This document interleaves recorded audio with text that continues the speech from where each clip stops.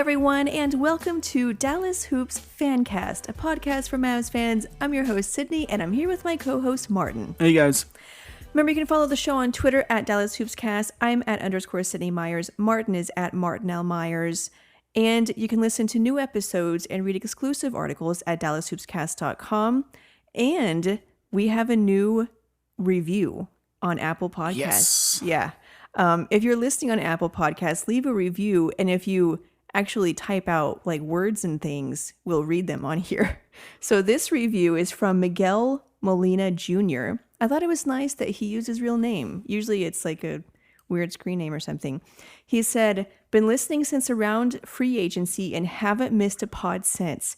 It's refreshing listening to two fellow passionate fans share their thoughts on our favorite team.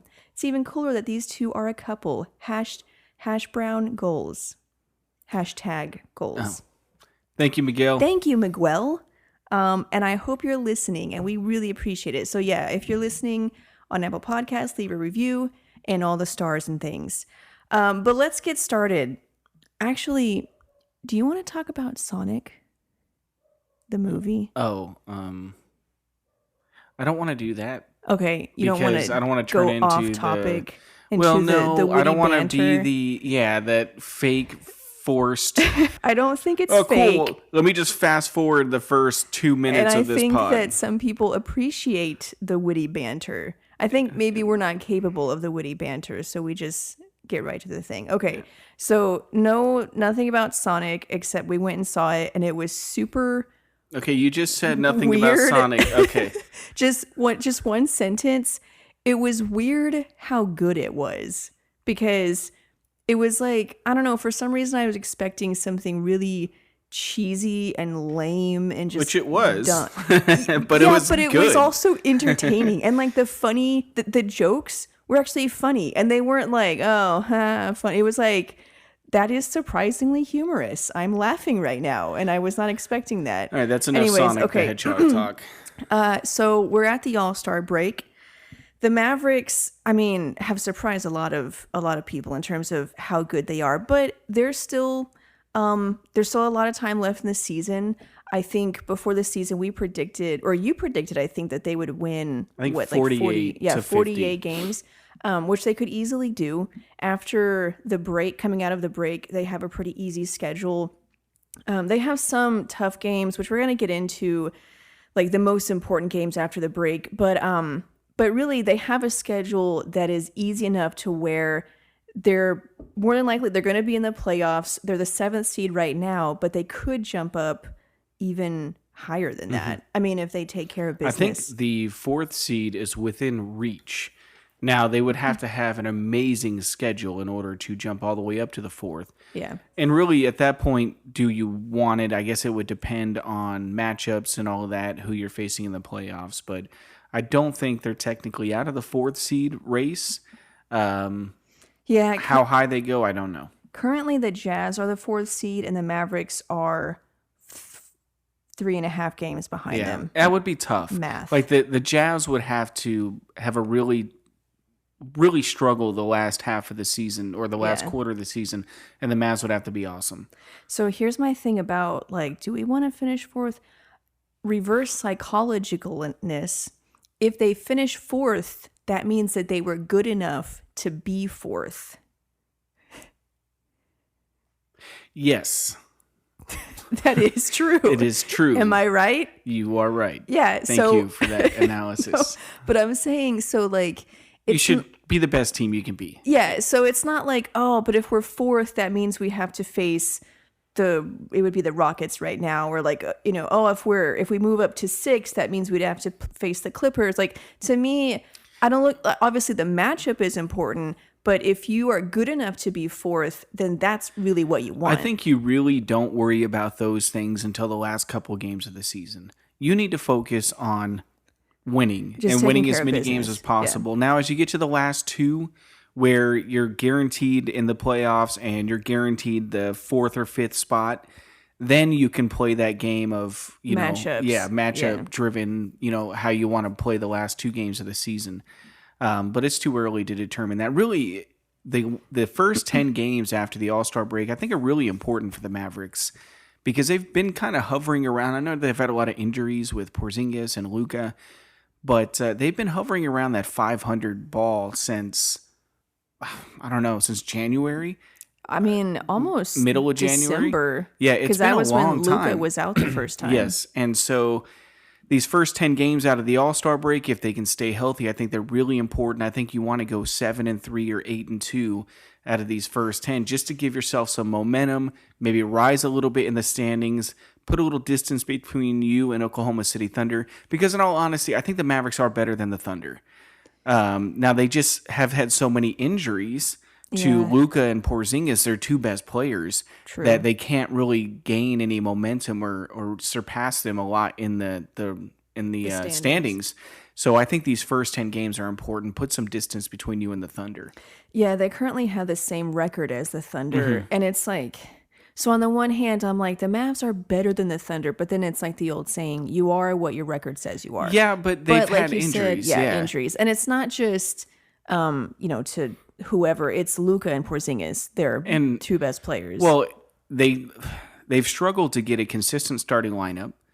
When they get a starting lineup, somebody goes down, Porzingis goes down, or Luka goes down, or Dwight Powell goes down, and then one of them comes back, and the other one comes back, and then one of them goes down again. So we've never had a consistent, like my favorite starting lineup. I think we've had like 4 games, and that's with Luka, Curry, Hardaway, Dorian Finney-Smith, and Porzingis at the 5. That's my favorite starting lineup. And I think we've had it like 3 games maybe since Powell was injured. And Powell was injured like a long time ago. Yeah. So, well, and that might change again with Michael Kidd-Gilchrist coming in. I don't think I would be shocked. First of all, I was shocked we signed him. Yeah, me too. But I would be just as shocked if somehow he finds himself in the starting lineup. Now, I do think you'll see at some point, you're going to see a lineup of Luka, Hardaway, Finney-Smith, Kidd-Gilchrist, and Porzingis, because I think the Mavericks need to see what direction they go with going forward, how they do their starting lineups or how they build their team. And I think they want to see what a 3-wing lineup with Luka and Porzingis really looks like, so they can switch and play really good defense with those 3 positions. Yeah, I think they're in a good position. Like you were saying, all of those lineups, you have Porzingis at the 5, and there's a lot of teams, well, there's some teams that are going away from having any big men on the court at all. Like the Rockets, everyone knows what they're doing. They don't have any players over like 6'7". And so it's kind of a luxury to have a guy like Porzingis who, yeah, he's a big, but you're not playing him because you have to. You're playing him because he's really good. So you have that guy that is a big, but he can protect the paint. He has that mobility. So you're able to kind of play that sort of stretch 5 type, 5-out offense. But on the other end, you still have that defensive anchor. Whereas the Rockets, they're doing that, the 5-out, but they don't have the rim protector on the other end. Right now they have to do either 5-out or a rim protector. And I think they do it for 2 reasons, not just the 5-out. Obviously, if Capella could shoot threes, he's probably not going anywhere. But another area that it helps them is defensive switches. PJ Tucker can switch onto any position. So really now their entire defense, and with the way the league is now, you have to be able to switch. Now, if Porzingis comes and sets a screen for Luka, it's PJ Tucker that's switching off onto him. Yeah. And that helps the Rockets. But again, I think if Capella could shoot threes, he would still be with the Rockets. And, to say that teams are going away from that, really, it's only the Rockets that have decided to do this. Most other teams at least have one solid big on the floor at all times because defensive purposes and protecting the rim. And that's really, I'm curious to see, how are they going to defend the rim? What happens when they play the Lakers? Well, yeah, that was what I was going to ask. Or the Bucks. I mean, Giannis is 6'10" or 6'11"? He's super tall. Yeah, he's huge. And are you telling me PJ Tucker's going to man him up? Yeah. Well, and that's what I was saying about having the luxury of a big that is as skilled as Porzingis. Is offensively it works great for the Rockets, and defensively it gives you some advantage too. But I think that they did it not so much because they feel that it is like 100% the best thing to do, but because they don't have a Porzingis or an Anthony Davis. So they're like, okay, barring us getting one of those guys, let's just go all in on this. Honestly, I don't like the decision, but I understand 5 out is kind of the way to go to open the floor up for your playmakers. But I don't feel like Capella was the problem. I feel like his lob threat ability opened it up enough. I don't know what the Rockets are doing, to be honest with you. Well, like you said, if Capella could shoot threes, he would still be there. And if you perhaps I guess that's just my assumption. Yeah, that's an assumption. And so it's like with Porzingis, they can play 5 out, but they still have the rim protector. The one thing though that Porzingis is going to have to get better at is pick and roll defense, because he's a great help side rim protector. He's great at being where he needs to be when a player drives it to the rim. But on pick and roll defense, he oftentimes takes the wrong angle. He doesn't have good footwork, and so he gets beat on that. So he's going to have to work on that. But you're right. I think if the Rockets had Porzingis, then obviously they wouldn't trade him. They would, yeah. And that's kind of what Capella is, or what Porzingis is. He's that kind of rim protector. It's what the Rockets would want. But he can shoot. So this kind of gets into one of the things I want to talk about, questions that need to be answered after the All-Star break. And one of them was, what direction are they going to go in with their starting lineup? And so you talked about there's a starting lineup that you really like that we haven't seen yet. With Michael Kidd-Gilchrist, they might try some new things, but what are they going to do? Are they going to do 3 defensive wings with Finney-Smith and MKG, and then it would be Tim Hardaway? I guess, Hardaway. So it wouldn't be all defense, but you'd have the 2 defensive wings and then Hardaway, or do they just keep it where it is right now with Curry and Hardaway, so the wings are really just scorers? Yeah, I think personally, they're going to go with Luka, Hardaway, or a Luka, Curry, Hardaway, Finney-Smith, and Porzingis at the 5, Finney-Smith at the 4. Although we've only seen it in short spurts, it's been a pretty effective lineup. Yeah. It really puts a lot of pressure on defenses.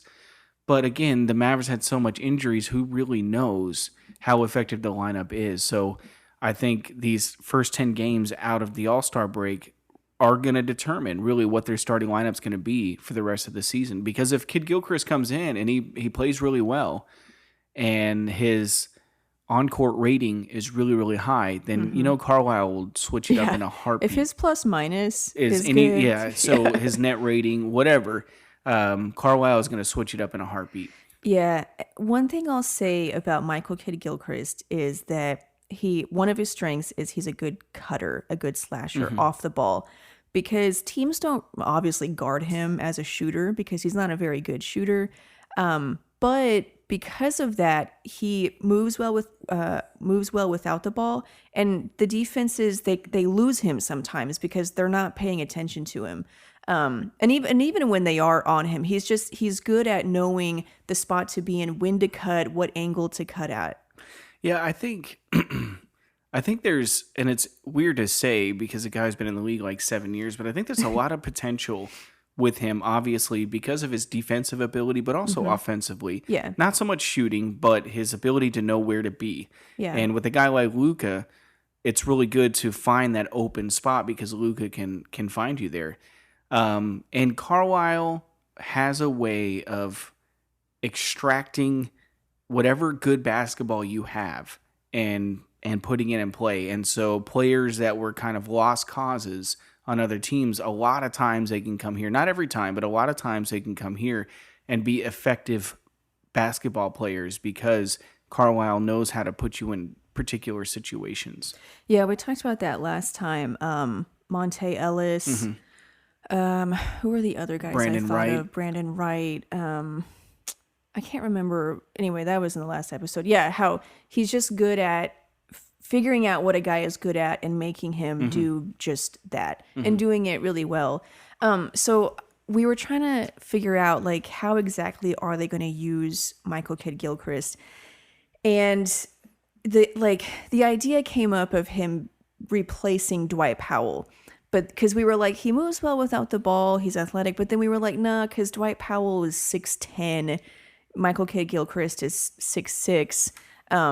It's just obviously not the same. But when you dig into it, like, first of all, he moves well without the ball. He's athletic and he's not a shooter. In a lot of ways, that is Dwight Powell.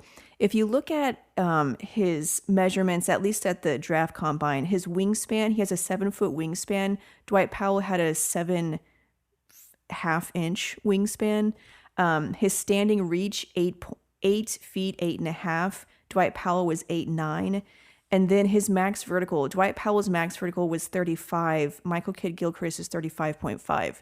Like, aside from the height, athletically, they're actually very similar. Now, Kidd-Gilchrist hasn't performed as a pick and the roll man in a pick and roll as well as Dwight Powell has. But when you look at the numbers and the intangibles and you see him play, like, there's a possibility that he could be that. I don't know if they're going to use him that way. There's actually been other people saying that he could be like a Draymond Green kind of guy, which again, sort of similar, defensive minded, can guard a pretty much, 1 through 4 at least, and some 5s.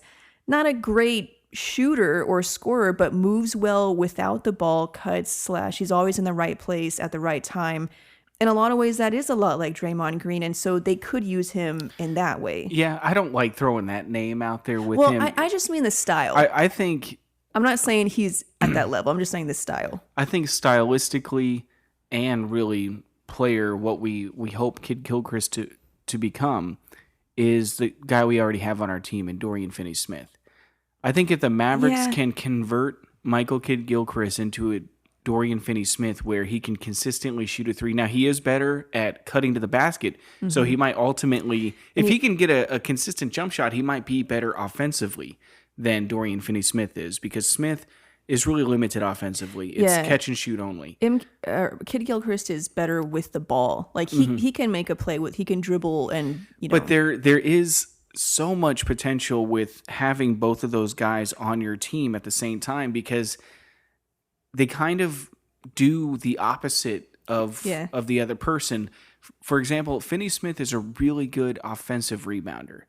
And having Kidd-Gilchrist and Finney-Smith out there the entire time with their motor, with their length and their athleticism, I think there's so much potential for them to be a lockdown. And then having Porzingis protect the paint. But Kidd-Gilchrist is going to have to find a way to be a positive on the offensive end if he's going to get consistent minutes. I mean, so here's a question. Let's say he never becomes a good shooter.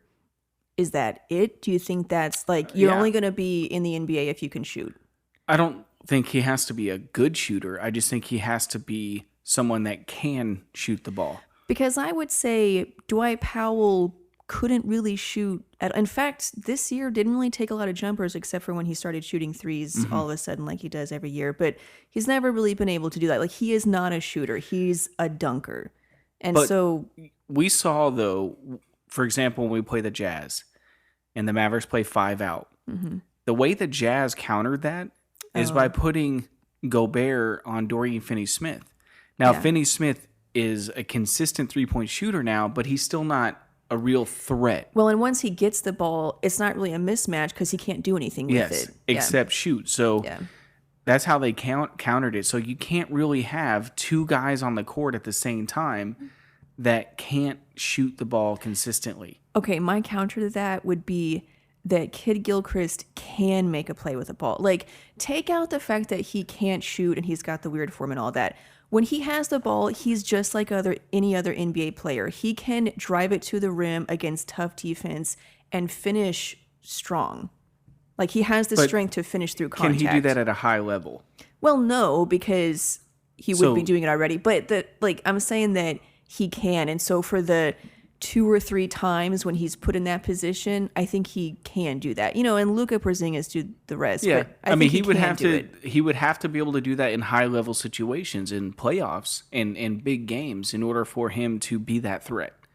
Because doing it against the Orlando Magic or whoever the Charlotte Hornets play throughout the year, the Hawks, that's a little different to be able to make a really nice play in for a dunk than doing it against the Bucks in a Game 7.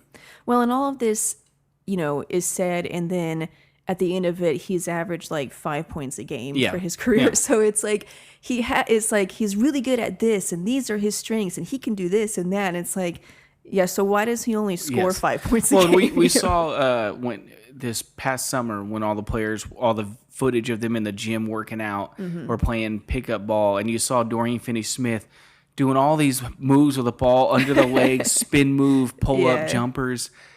Yeah, he can do that. But can he do it on a higher level and against NBA talent? Yeah, and that would be the question with Kidd-Gilchrist. Yeah, I I don't really know what his long-term outlook is. I know what the possibility is, but I don't know if he's going to get there. Yeah. That was my phone. I apologize. Like I said, if the Mavs can find a way to turn him into a Dorian Finney-Smith, a huge win. There's no risk to them.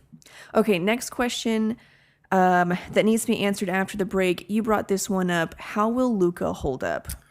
Yeah, we saw last year at the second half of the season, his shooting percentages just plummeted. Mm-hmm. And I guess the idea or the thought was that his body was just tired. Yeah. He'd never played that many games before.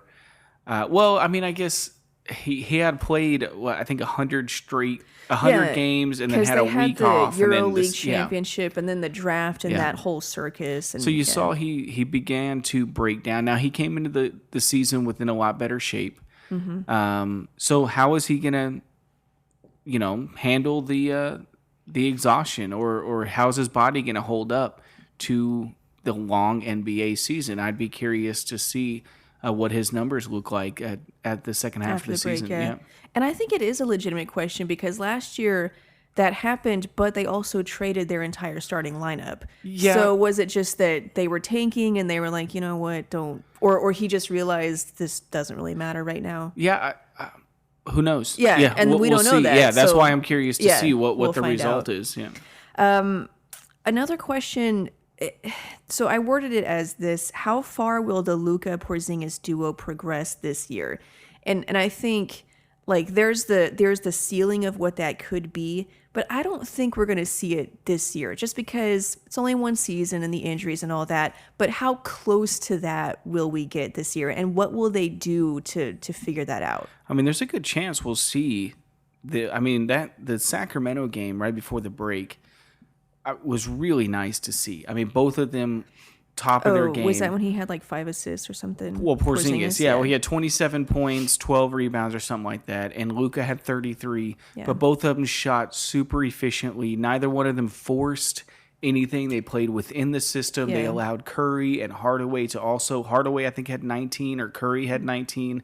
So the way they ran the offense, the way Luka allowed other players to bring the ball down and make a play, it was really effective. And if that's what they're going to be very, very tough to beat, because offensively, even if their defense just stays the way it is, offensively, it's going to be hard for teams to match that offensive efficiency that they showed against the Sacramento Kings. And we saw even in the Detroit game in Mexico City. Mm-hmm. In Mexico City. Yeah, even then it wasn't the greatest game for Porzingis, but you saw they were starting to gel. Yeah. And like I said before the All-Star break, this is really the worst time for the All-Star break because we can't get time together. We just had a good game. So maybe we won't see their full potential as far as wins and losses, but stylistically or what they do together on the court, I think we'll be able to see a real close representation of that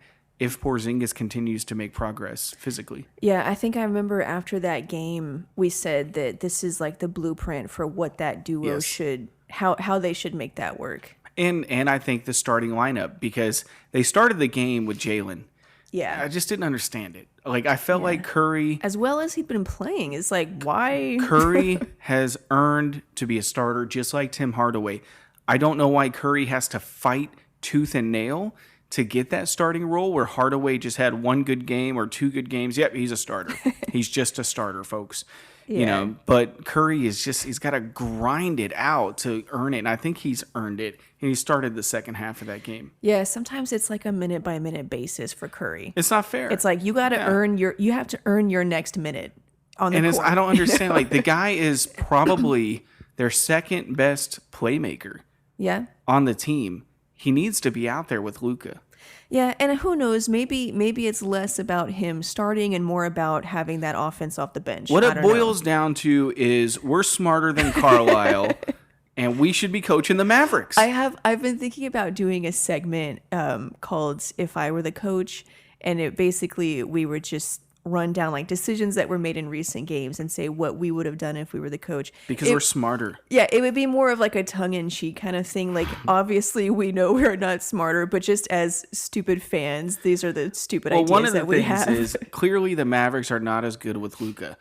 So Jalen needs to be the starting point guard. Let Luka be your sixth man. I mean, they beat the Bucks on the road without Luka. They beat the Sixers on the road without Luka, and almost beat the Heat without him. And blew a 30-point lead to the Raptors without Luka. Yeah, but was he at that game? Because maybe his influence on the bench. He was yelling at them to go because they were getting trapped and they were just standing there. I remember. And nobody knew how to handle it. I know. Nope. Okay. Fourth question. Should Hardaway be part of their long-term outlook? I've gone back and forth with this all season long. I think at the right price, yes. Yeah. I think the way what he is asked to do for the Mavericks, it's a perfect fit. Now, defensively, he's abysmal. Yeah. And he's got the right tools. His brain isn't there. Yeah. Like, it doesn't work defensively. He doesn't have the mind of a great defense. Not that he's stupid or anything. Defensively. Yeah. But I think at the right price, I think the Mavericks would love to keep him. But I don't think they're going to overpay for him. You don't have to anymore. You don't have to pay the Harrison Barnes or the Wes Matthews anymore because you have Luka and Porzingis. True. He's got a player option this summer, and you think he's going to opt out? Oh, yeah. He's definitely opting out. Because he's earned a... Well, he'll probably test to see... Put some feelers out. If he can get around 13, 14 million a year on a longer deal, like a 3-year deal, I think he opts out in a heartbeat. Yeah. Because no player wants to go into the final year of their contract, especially when it's a larger... You're basically begging to be traded. Ask Wes Matthews. Yeah. He basically was begging to be traded. Harrison Barnes, wasn't he? No. Now, he opted out and re-signed. Yeah. Because if you opt in... Yeah. But now you would only opt in if you aren't any good, like Wes Matthews, where you're going to get $5 million and not 17. So you're like, I'm just going to opt in. Exactly. But Tim Hardaway, he's still young. He's a really good shooter. He's having a really good season with the Mavericks. I think he opts out, hopefully re-signs at a more reasonable number for him. So here's one way that I've been looking at roster building. A lot of times we talk about contracts and can you commit that much money to a guy that does this or that. But I look at it as you only get 5 guys on the court at one time. Is that it? Yes, that is it. Those are the rules of the basketball. Yes, that's my new advanced analytic. So you only get 5 guys. Do you want to spend one of those spots on Tim Hardaway or on a guy like Tim Hardaway? Because yeah, he's really good offensively, but he's so bad defensively that now means you have to spend another spot on a guy that makes up for him defensively. I think so. Now you've really invested 2 spots in Hardaway. That's why the price has to be right for Hardaway. But at that point, it's not even about money. Well, you got to have guys on the court. Yeah, so he's clearly a good NBA player. Yes. I mean, I don't think that's debatable. Well, my point is like, let's say you could get a guy that brings offense and defense. Then that's a better use of that spot, and you don't have to now take up another spot to make up for him defensively. 100% agree. Okay, it's a more efficient use of that spot. Well, yes, but that depends on who's available. Right, So if he opts out and the Mavericks now have I don't know, 20 million, let's just say. I don't really know what their cap space is. I like 20 million. Yeah, let's say they have 20 million and hypothetically a Chris Middleton type player was available or Klay Thompson. Obviously, you would go after them before Hardaway. But if that guy's not available, I don't want to wait another season and keep the powder dry. You don't want to keep the cap space or the money, because that's kind of what we do every year since 2011. We never really sign anybody significant because we always were waiting for one more year. There's always another free agent. Yeah, because Giannis or LeBron or Dwight or Darren or whoever, all these Duran, not Darren. Oh yeah, Duran. So yeah, obviously if there's a better player out there, you got to use that money for him. But the good thing is, since he's currently your player, I believe they could re-sign him and go over the cap. So they could use the available cap space to sign another good player. True. And then just re-sign him. Yeah, that's a good point about if he's the best player available, you keep him. Mm-hmm. Like, and you know, even if like, so you have him and something better comes along, you can always trade him. Asset. Or he's an asset. Yeah, you shouldn't not sign him just because there might be somebody better in 2 years. Although that is really the Mavericks strategy, so maybe they won't re-sign him. In my opinion, that's been a problem because they can never make these blockbuster trades to bring in these really good players because they never have assets. They always not sign people. And the one time they had an asset, which was a number 9 overall pick, Dennis Smith, and they had the expiring contracts, they were able to make a trade, but they had the asset. And they got to have assets to get assets. And for some reason, it's like they don't know that. Of course, I'm smarter than Donnie Nelson, and I should be running the Mavericks. You should be. No. And we have some trade ideas that I think we would like to throw around. Right now, the trade deadline's passed. Oh, right. Okay. Maybe next year. Next year. Okay. Last question. Will they fix their home issues? And we'll know the answer to this one pretty quickly. Yeah. I mean, like, I don't even know what the issue, in my personal opinion. And again, we've already established I'm smarter than Rick Carlisle and Donnie Nelson, so my opinion holds a lot of weight. My personal opinion is teams are bringing it when they come to Dallas. Because the Mavs are good. Well, not just because of that. Because they watch SportsCenter and they watch First Take and they watch this, and it's always about Luka. Oh. And so they want to. It's similar to the team that wins the championship, other than this year because Kawhi left. But the team that wins the championship, the next year they get everybody's best. Or the number 1 team in the West. Every time the Lakers play a team, they get that team's best effort because it's the Lakers. Yeah. And I think that's what's happening to the Mavericks at home. Teams want to play their best game against them because they want to beat Luka on his home court, because they probably are hearing about all the Luka crap just as much as everybody. Well, and they want to beat him. And the Mavericks aren't matching that same intensity. It's like if you beat Luka, that's something you can put on your resume for the year. We went into Dallas and shut him up. Or even just as a player, like I beat Luka. So, and I think the really, really good teams, the championship contenders, like the Warriors, they would get everybody's best effort every night, and they still won like 55, 60 games or 72. Yeah, 73 games, yeah. So if the Mavericks are going to be contenders, they're going to have to be able to beat these teams regardless of how hard they come in and wanting to beat you. The good news is that 6 of their first 7 games out of the break are on the road. Oh. Yeah.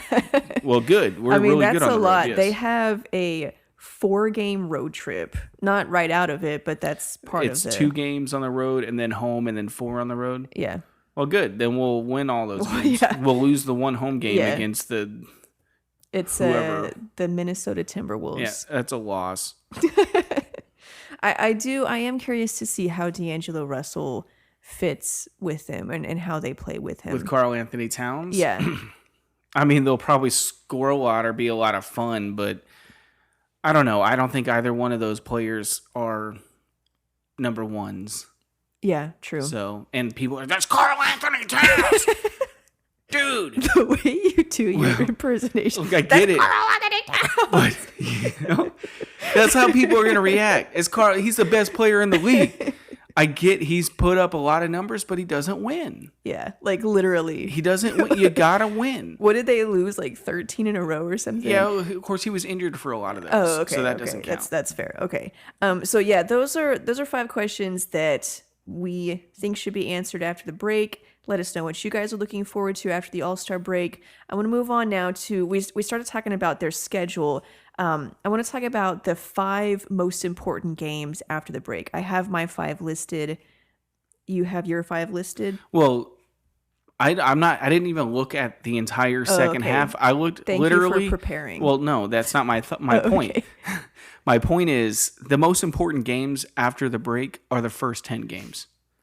That feels like a cop-out. No, it's not. It's legit. Okay. That's legit how I feel, because that's going to determine. Okay, you made fun of me for when we picked the most important games of the season, and my first 2 were the first 2 games of the season. Well, because that's crap. Okay, but this is okay. This is legit. All right. Okay. Remember, I'm smarter than Carlisle. That's right. I forgot. And smarter than I should be running the Mavericks. I forgot. Okay. So my 5 most important games. The first one is at Miami on February 28th.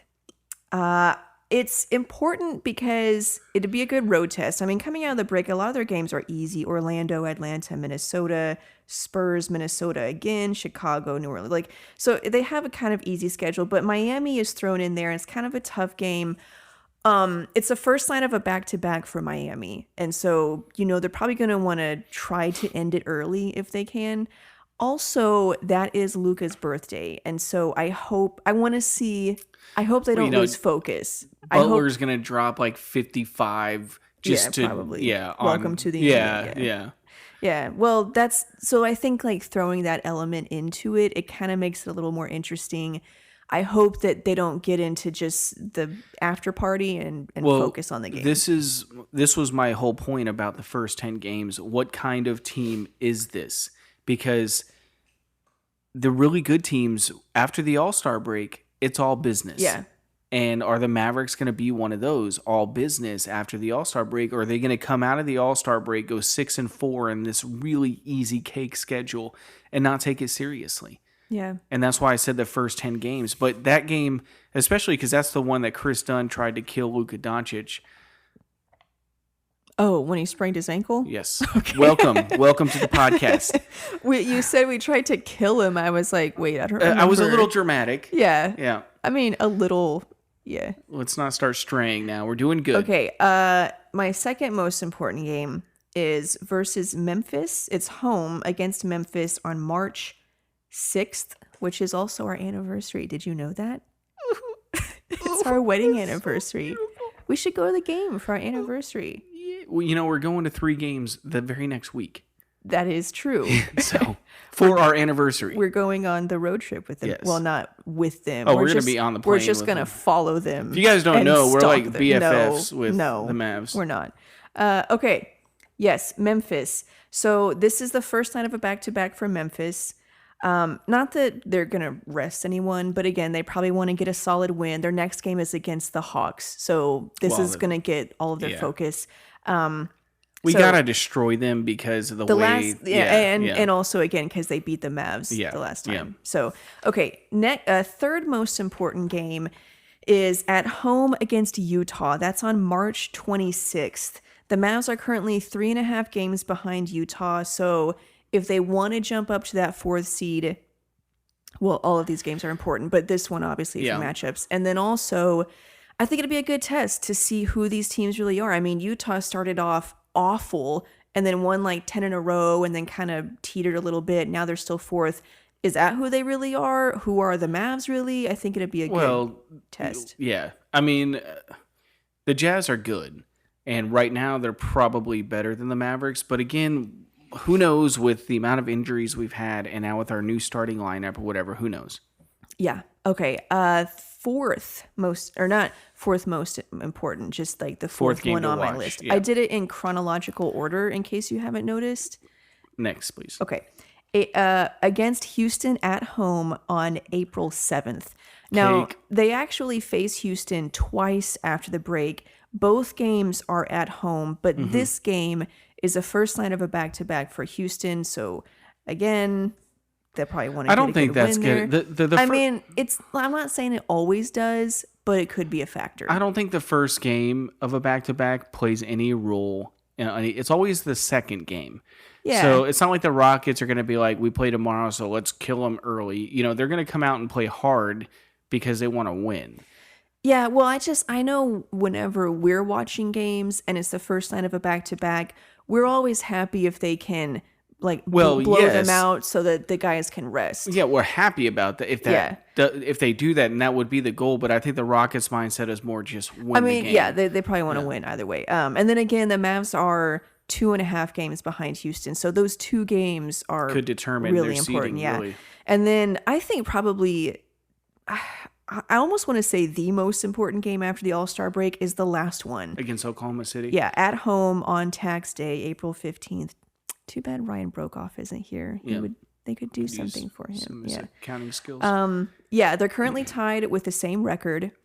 It's the last game of the season. A couple of other notes on the schedule. The Rockets and Grizzlies play that night. So that's this game, going along with the Rockets playing, that could mean a lot for the seedings. And then the Jazz and the Nuggets play the night before. So those 2 days, it's going to say a lot about where the Mavs finish. I would say that if that Thunder game has a lot of meaning on where the Mavericks are going to stand going into the playoffs, and it was a really bad second half of the season, or the last 27 games or so of the season, because I believe they are a much better, not saying that the Thunder aren't good. I think the Thunder are a nice team, but I think the Mavericks are much better, and they have the reason they're tied is due to injuries that the Mavericks had suffered.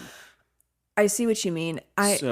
Yeah, it's less about just seeding between them and the Thunder, although I think that is a factor, but also just since a lot is going to be happening at that moment, and seeding usually comes down to the last game is. Yeah, I agree with all that. Okay. I just hope that it's not between them and the Mavs and the Thunder. Yeah, that's true. But really, like you said, I mean, they have. Those are the 5 most important, and in a lot of ways, they're the 5 hardest. They are. Yeah. Well, their schedule is. You don't want to take anything for granted or get cocky or anything, but they have a favorable schedule. The Mavs are primed for a really strong last 27 games of the season to really find their rhythm. The real meat of their schedule with all the really tough competition, I feel like they played it all in a month and a half. Or 2 months, starting late December through up to the All-Star break. I feel like they got all of their tough games out of the way because that was a brutal. They played the most games in the league. They were playing freaking top 4 games in 5 nights, top competition on the road. I feel like they knocked all those games out now, and so they're really primed for a really strong post All-Star game run. And that's why, again, I say that these first 10 games are going to tell us how the season's going to go for the Mavs. Do they have that killer instinct mentality, which, let's be honest, they haven't shown that ability all year. So if they have it, then, man, they're going to go 20-7 or whatever to finish the season. Yeah. Okay, we've been talking for 45 minutes. You done? Which I feel like is enough for an episode. You want to analyze it some more? Analyze the episode, yeah, or to analyze determine the if Mavericks? the time is long or not, or will we lose viewers, or is somebody going to die? It's at because we went 55, so 40, almost 44 minutes.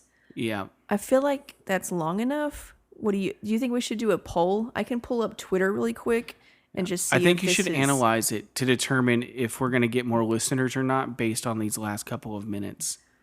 I think if they look at the podcast and Apple Podcasts and they see the length, are they going to be like, minutes. Or are they going to watch it or to listen to it?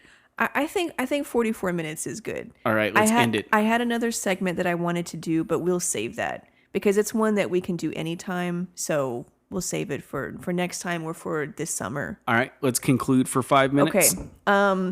That's it for this episode. Thank you so much for listening, guys. Remember, if you're listening on Apple Podcasts, leave a rating or review. We really do appreciate that. You can also listen to new episodes on DallasHoopsCast.com. So if whatever platform you use on the website, you can just listen to it in your web browser. Make sure you're following, subscribe to the podcast. That helps us grow. I'm on Twitter @_Sydney Myers. Martin is @Martin L. Myers. Is there anything else that you think we should add there? No? Okay. Thank you guys for listening. Is that it? Okay. And we'll see you guys in the next episode. Bye.